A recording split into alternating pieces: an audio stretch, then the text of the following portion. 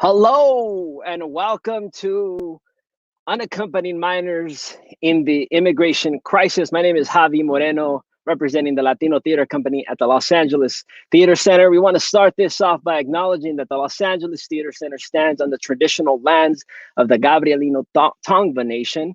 The Latino Theater Company pays our respects to the Gabrielino Tongva Nation and other indigenous caretakers of these lands and waters, and to their elders who have lived here, who live here now, and who will live here in the future. The Latino Theater Company strives to be an anti-racist theater organization. Our company members, board of directors, staff, and artists stand united in our commitment to eradicating all forms of oppression and bigotry. I want to remind you also that the LATC is a world-class performing arts center where the convergence of people, cultures, and ideas contribute to the future home of artists and audiences from around the globe.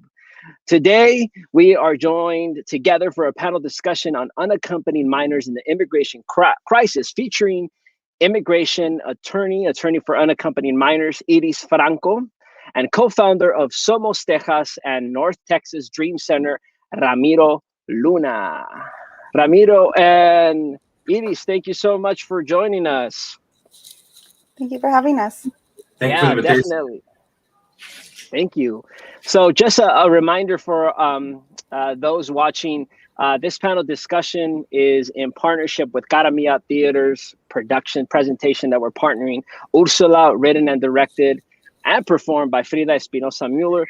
Original music composed by Armando Monsiváis. It's running all the way to June 6th. It got extended to June 6th. You can find it on demand for free at the latinotheatercompany.org. You can go to our YouTube page, Facebook. You can find all those links. And a little bit about URSULA. It tells the journey of Nadia, a 7-year-old separated from her mother after seeking asylum at the U.S.-Mexico border.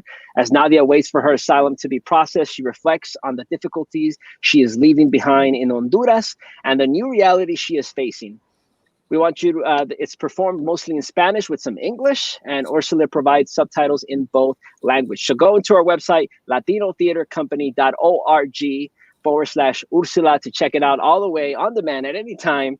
After this, you can definitely watch it all the way to June 6th. So Iris and Ramiro, I wanted to get started on a little bit of background of what's going on, especially what's going on right today. And for those watching, who you might have noticed in our graphic, we had Judith Outwood, who was not able to join us because this is an ongoing situation, as our panelists will explain. So Iris, can you let us know a little bit behind background on the type of work that you're doing or that's going on right now with this situation?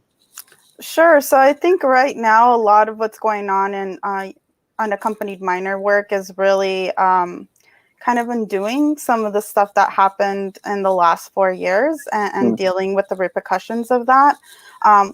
We did see in the previous administration's time that there was a decline in unaccompanied minors coming to the U.S., but it's not because they weren't coming. It's because of the policies put in place to prevent them from coming into the country, having their due process, and being able to find the representation that they needed for their cases. There will be an uptick. I'm sure we will hear that in the media. There will be numbers that are very high compared to the last 4 years, but it's not because all of a sudden they're coming. It's because they've been kept in Mexico, deported back to their home countries, and they've just been coming on a continual basis. So right now what we're doing is processing them, giving them the opportunity to come into the United States and hopefully find representation so that they can stay here legally and safely. Wow. And this is, something that is going on across the country, something that's definitely going on in Texas. Ramiro, can you talk a little bit about the work that you are all doing in Texas in respects to unaccompanied minors? Yes, in Texas, what we saw was, as was mentioned, as we have seen an uptick of some of these unaccompanied minors being once they arrive in the United States, here in Dallas, the convention center at K. Billy Hutchison housed approximately 2,300 teens. And a lot of the nonprofit organizations, such as Catholic Charities, were key in providing, man hours of service and providing a lot of the services that the governments and local and federal government haven't been able to fully grasp. And I think a lot of times that's why there's such a big need for volunteers at all levels, whether it's people with legal expertise or just people who really care about the issue.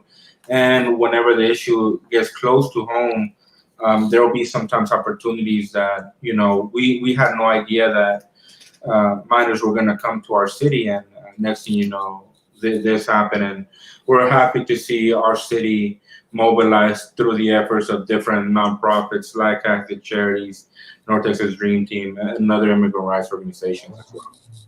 Wow. So it's 2,300. One of the, I'm not sure if it's in Texas, but one of the ones that was documented is the most visited, right, by the last administration for publicity and all this. And it's where we became familiarized with the, so quote unquote, blankets, those kind of silver blankets that are being used. And these kids, I mean, 2,300, it's a large number, but already it's that's an overcrowded elementary school just in itself. What's the difference right now that you're seeing? I mean, just in more than 100 days of this administration to the previous administration edicts, because I know there's been a lot of more movement. There's been a lot of more. What's being shared on the media is that the youth, the teens or the minors are being spread out across the country or reunited in some way. I think one of the biggest differences is the way they're being processed and treated and housed. I mean, we've all seen those images of kids in cages and just an overcrowded, what looked like a corral. I can't describe it any other way than them just being boxed in like a 4-wall fence. I wouldn't say that these new convention centers and detention centers are, the best solution. I mean, I think the best solution would be to be able to have them in these ORR shelters, but unfortunately, because of the numbers, the shelters that are in place just aren't able to house the numbers. Right. And so these convention centers and other sites were put in place to kind of help these minors not be detained in detention facilities near the border and be in an area that's a little bit less confined and a little bit more friendly, child friendly. I think they did their best with what the crisis is, what it is. And, like I said, we're undoing 4 years of things that happened, and that's going to take time. So this was, I think, the compromise in that solution.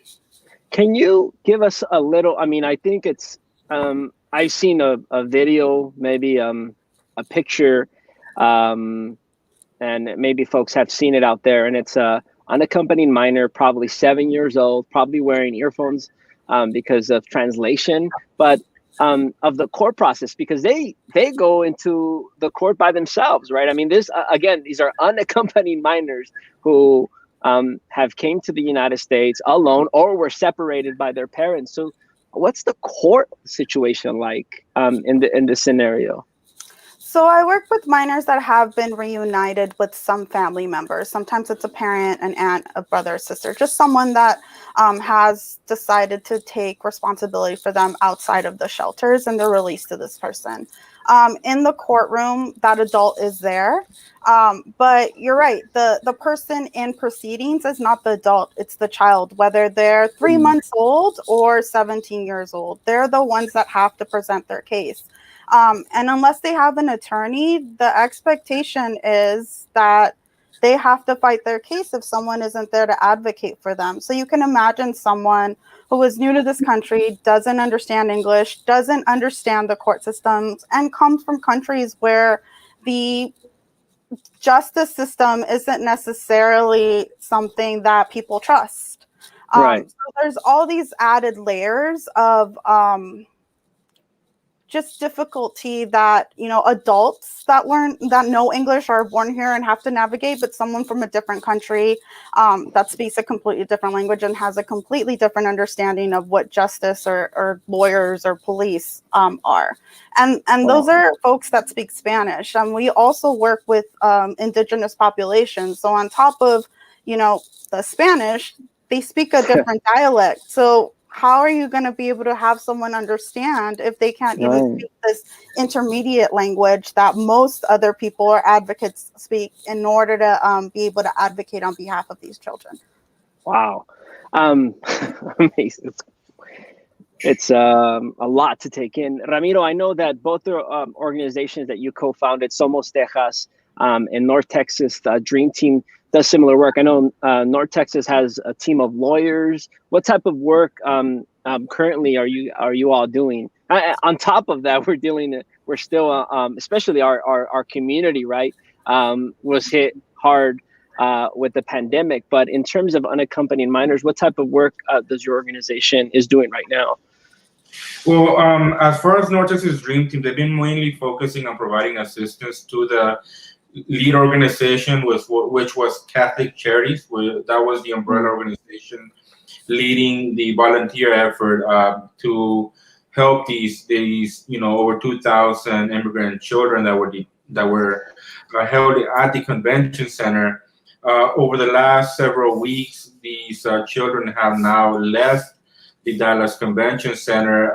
We're hoping to know that there were hundreds of volunteer hours put into place and coordinated to make this possible for us to be able to provide any sort of resources or relief in whichever way that may have came to. Now I know some of those detention centers have gone to Fort Bliss, where they're holding another couple thousand. For our current organization, we mainly focus currently right now on mostly the immigrant DACA processing students and children who right now do have the opportunity to go and continue their process into making sure that they apply for the DACA. Because I think, as Iris was mentioning, I think one thing that we just see as far as the night and day is that, unfortunately, you know, we haven't been able to solve the immigration problem, but the fact of the matter that there has been progress and that we have seen some kind of levity, not only on the treatment of the immigrant community inside the detention centers, but also the sentiment of levity of how an immigrant who's documented feels safer currently here in the United States, and making sure that, you know, students are now even feeling more comfortable with filling out their DACA, because for the last 4 years, it was such an emotional roller coaster that there were children, and even for me, as somebody who's documented and who's also an advocate, being able to say safely, hey, don't worry, we'll be safe. I couldn't even do that, because I couldn't guarantee that for myself. So I think now is being able to not only have a side of relief to say, okay, now let's go back to some of this more advocacy for those who can apply to proceed with their DACA, but also let's fight for more, not only for the DACA community, but also let's fight for some sort of legislative relief for not only the immigrant unaccompanied minors, but just the 12 million you know, immigrants who have been fighting for now over a decade, you know. And you know, we just survived 4 years of a very difficult administration, and I think, you know, it's owed to us, to our community, for to have some kind of comprehensive reform, and I think that's really where I see the fight coming in for the next several months, if not hopefully this year for sure.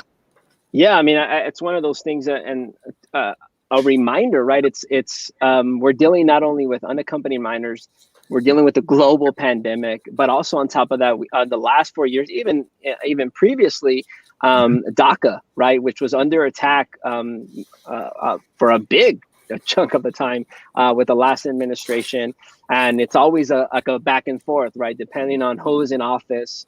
And which in later years, you know, these unaccompanied minors will go through that same process because they're going. I mean, one of those things. So where are they going? So I think, Edith, you were mentioning once they go to the court case, if they go to families, their own families, if they're able to connect with them, or they go to families that are able to take them in, and how can people be somehow support in that way? So the goal is to reunite the child with an adult. They don't want to keep them detained. Unfortunately, the ones that do end up detained or end up in foster homes are children that just don't have an adult that's able to be responsible for them. So most kids, or all the kids that we work with, get released to a family member, whether it's a parent or whatever. And once they're released, that's when they start fighting their case. That's when they have to go to court. That's when they have to apply for whatever form of relief they may be eligible for. And hopefully it's successful, and then they can close out their immigration case, and eventually, the goal is to get them residency, and then eventually they'll become citizens, so that they don't have to, fear being deported back into their country. The struggle is, if they don't have an attorney, if they don't have someone helping them navigate the system, then the likelihood of them being able to stay here legally really diminishes. So in terms of how folks can get involved, I mean, there's a myriad of ways. If someone speaks an indigenous language and is also fluent in Spanish and English, please reach out to these organizations who are always looking for someone that can help interpret and help the children feel a little bit more comfortable when they're discussing the trauma and the violence and all the things that they may have witnessed and suffered on their journey here and in their home country. I'm sure a myriad of all these organizations have websites, and they have ways to donate. If you're an attorney, think about taking on a case. If you're have language capability, think about volunteering to help with interpreting, whether it's with a volunteer attorney or with the organization themselves. Donations are also, very welcomed. Our community was hit very hard.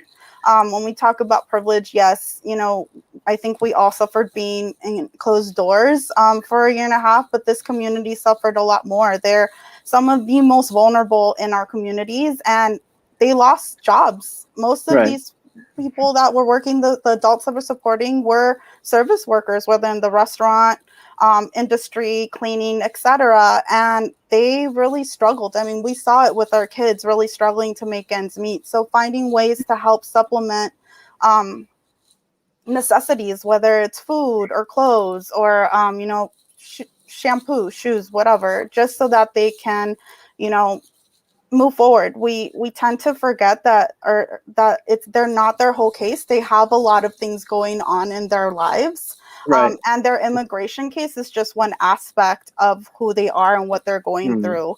That's separate and apart from what's going on at home, from what might be going on at school, as well as navigating a whole different country and way of life. Right, because on top of that, also they're going to some type of school, right? There's education continuing, right? So it's because they're going to the once they're out of the center, they go into life. I mean, it's like whatever. What were the numbers in terms of the pandemic? If any of both of you know, inside the detention centers, were they because they were crowded in there. I wouldn't be able to tell you numbers. I don't think there was a lot of transparency when it came to data in the last administration. I wouldn't be able to tell you. No problem. Ramiro, you also mentioned volunteering and that type of stuff. What can the community, those watching, can do in terms of both the organizations or just in general to help out and lend a helping hand?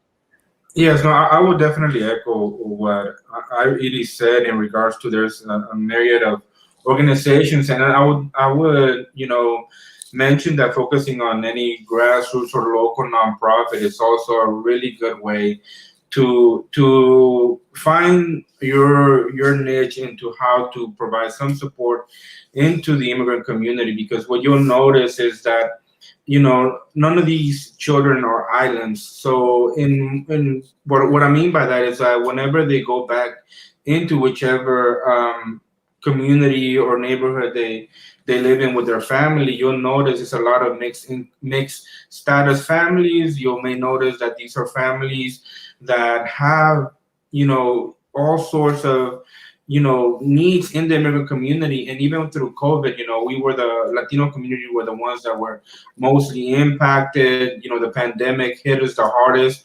And not only because, the Latino community was essential workers, but a lot of times these were immigrants who couldn't afford healthcare, who couldn't afford, to take a day off, who are afraid of, having to deal with, am I safe enough to get vaccinated? Is it safe enough for me to go into these, government agencies that they sometimes have been born or raised realizing to keep away from?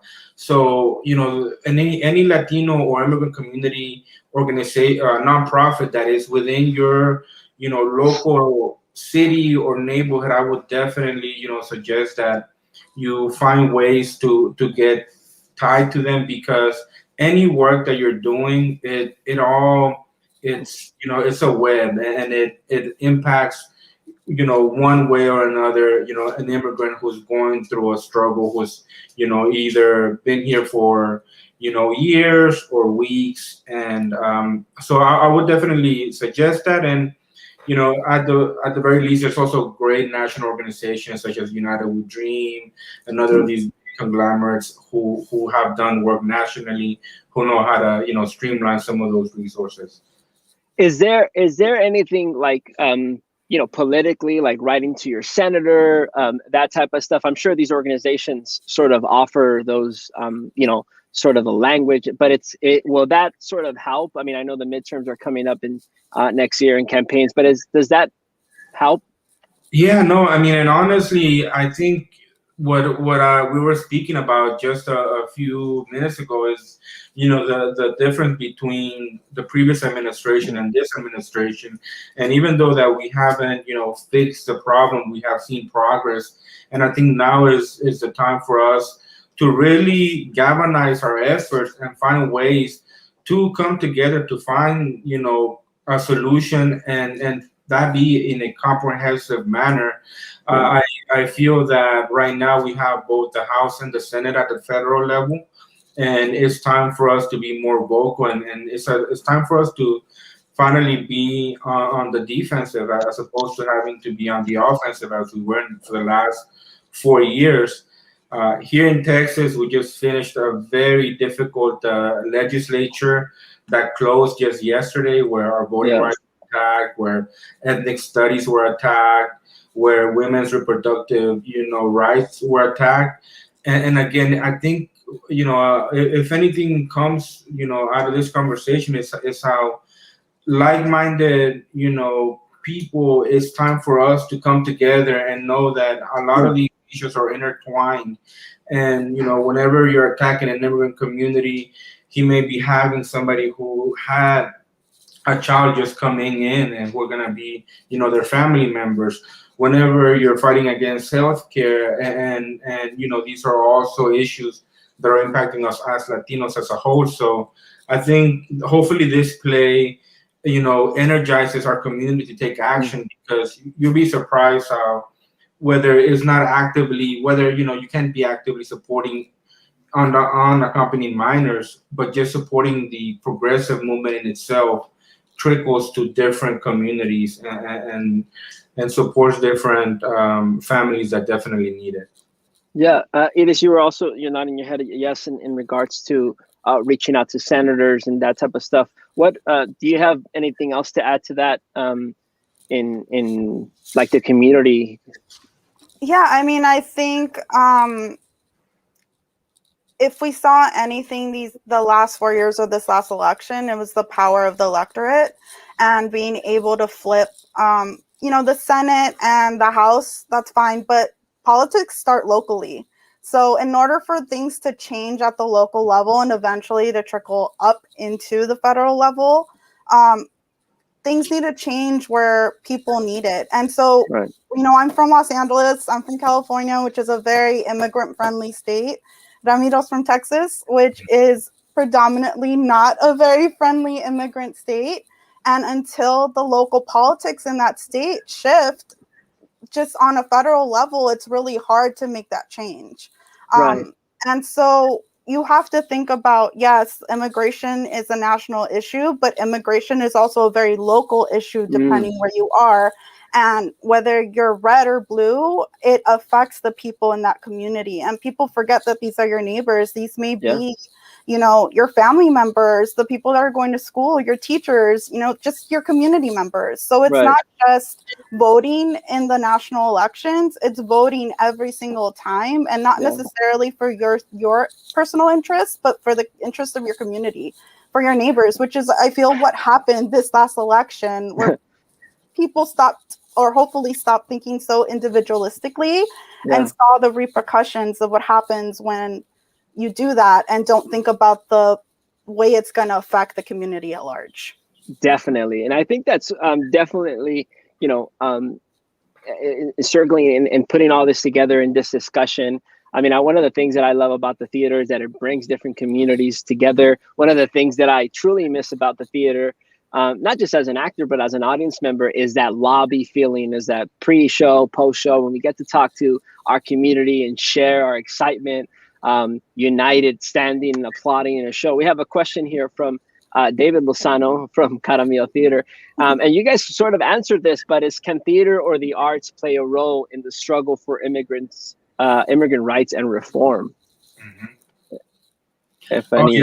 I would definitely just, you know, say how even this play, you know, is such a good way to, you know, create awareness that is first needed to you know, I think what this play was able to do in such an artful way was to detail the human experience of pain and you know, a mother and a child being separated, and hopefully ignite that fire that is within every single individual, whether you are U.S. born or born outside the country, and realize that, you know, everyone deserves a quality of life that, you know, gives them the opportunity to pursue their dream, and the fact that we have a broken system that in many cases also, you know, the U.S. is to blame for many things that they did to meddle with, you know, outside of the country. And now we have people coming into the United States looking for refugee and looking for asylum, which, you know, this is just you know, a time period where, had it been, you know, a decade, 2 decades ago, it's always different communities from different parts of the world, whether it's now you know, now it's more Central and South America. Before it was Mexico. After that, it was, you know, immigrants coming in at asylum. But regardless of that, it's been, you know, the beacon of opportunity, and the fact that hopefully this creates not only an awareness, but also ignites the fire for action. I think this is one thing where art is really a galvanizing tool to get people understanding of not only the issue, but what needs to be done to fight for it. Right. Edith? Yeah, and I would add to that, it's not just the way that like viewers can see the issue, but also like the children or community members from the immigrant community can lend their voice to these art forms, because sometimes you can't speak what it is that you're feeling, but you can draw a picture, or you can have a performance, and that can really kind of elaborate what it is that you're feeling, or elaborate on your experience, and it's in a way that's universally understandable, and not necessarily limited to language or certain media. So it can also empower folks from the immigrant community to not only have their voices heard, but their experience seen by other people. Yeah, it's amplifying that, and I think that's what we're doing with this partnership with Cara Mía. We have a question here from Kimberly Fox. She's a non-Spanish speaker, but very interested in supporting the legal services component. Do you have suggestions? Any of you? Well, even if you're an attorney that doesn't speak Spanish, a lot of these organizations will welcome your expertise in the legal field to take on a case. There's usually resources to be able to link you up with an interpreter to help you communicate with your client. There's also donations or reaching out. Sometimes there's like fundraiser drives that folks can do so that there are needs or necessities that can be met for certain communities or organizations. There's things like that. I don't know if Ramiro has some other suggestions. Yeah, no, I think my suggestions are very in line with some of the things that you mentioned. I've had the pleasure of working in different parts of the country, in Arizona, in California, in Texas, and what I find is that in the midst of struggle, there's always the community comes together to provide support and provide some sort of relief. And I say that to say this, that whichever city you live in or neighborhood you reside in, there's typically some sort of local organization, and they typically are always in need of any sort of legal support. And as I just mentioned, I mean, most of the time we always are looking for legal support, and we have plenty of volunteers because we always have the Spanish speaker family that has the daughter who's bilingual, or the organizations. So we're definitely in good need of legal support, whichever way it may come from. Raices is a great organization to look for, but there's hundreds of local organizations that I would suggest that you go to first. Great. Let's see here. What else do we have? We just agreement, broader access to play, such as URSULA in schools, political forums, etc. And then we have a question from Maria Martinez. What policies can we advocate for the U.S. to pursue in Central America to address the economic and social conditions that fuel desperate migration of children? I know that Kamala Harris should be heading, I think, this week, or already went to Central America. But do any of you have? That's a hard question, because the children that are fleeing now are the children or grandchildren to some of the folks that are here under TPS. So this has been going on for decades. This is not just something that happened overnight. And the destabilization of these governments and just, the violence and pervasive corruption that is going on there is not an easy solution. It's hard to say. It's hard to say, like, how much investment or how much involvement the U.S. or the policies in the U.S. need to be to kind of help fix some of those driving forces. Yeah, and as somebody who's been an advocate for the Dream movement, I both DACA and TPS were both temporary fixes. I mean, TPS, even in itself, that's what it stands for, temporary protection status, and deferred action was, we're deferring action until we find a solution. And right now I feel, it's time for TPS, documented community, the immigrant community, who may not qualify for either one of those two, but have been under this shadow for the last, 15, 20 years, to come together with progressives and fight in this rainbow coalition, as we have seen our Black and brothers and sisters do in the same passion for the Black Lives Matter movement. I think it's time for our movement to also take shape at this time, especially because who knows when we have this opportunity to have both the House and the Senate. I think right now the country has been rattled by COVID, and we're kind of like this sense of like, okay, now what can we do? And hopefully in the next coming weeks and months, we can kind of start seeing how a comprehensive immigration reform bill can be drawn up. And as soon as it happens, it's a matter of us all coming together and fighting as one, and having those conversations with our allies to stand alongside with us as we have stood alongside with them in their fights. And I think that's really what I would love to see as a dreamer who's been in the fight for years now, and would love to see the day when I can be equal just as everybody else. Yeah, we have one final question here from Kimberly Foxes. While kids are still in the detention center, do arts organizations have access to the kids? Can they go inside the center? Is that possible, or maybe once they leave? Definitely once they're in their communities. I think art therapy or art access is a great thing.